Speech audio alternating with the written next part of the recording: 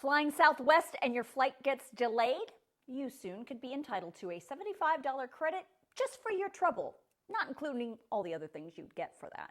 That's because of a massive fine the Department of Transportation has just handed down to the airline today.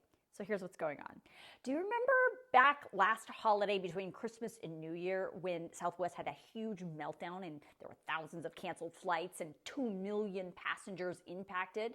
Well, today the DOT said after an in-depth investigation, Southwest is going to pay for that to the tune of $140 million in a civil penalty for several violations of consumer protection laws because of their operational failures during the holidays in 2022. So you may remember initially all those flights were canceled because of bad weather. And things got worse because once the weather cleared up, Southwest's operations couldn't manage the backlog, their planes were all in the wrong places, and their operations just sort of fell apart. Then, to add insult to injury, Southwest customer service was like non-existent and thousands of passengers did not promptly get their refunds.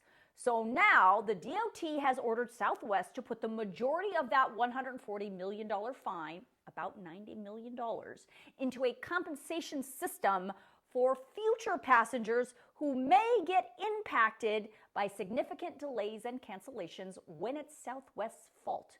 So if you have a Southwest flight and your arrival time is delayed by 3 hours or more because of something that's within the control of Southwest, including things like mechanical issues with their planes, Southwest is now required to provide you with a transferable $75 voucher for future use on the airline. This is on top of the free flight rebooking, hotel, and food vouchers that you may also be entitled to. So it's important to understand if weather is the reason for the delay or cancellation, you do not get this voucher. Now, if you want to read more about the penalty and the voucher system, and more importantly, your rights as a passenger for all airlines, I will email all that documentation out to you tonight in my News Girl News Roundup email, so make sure you sign yourself up.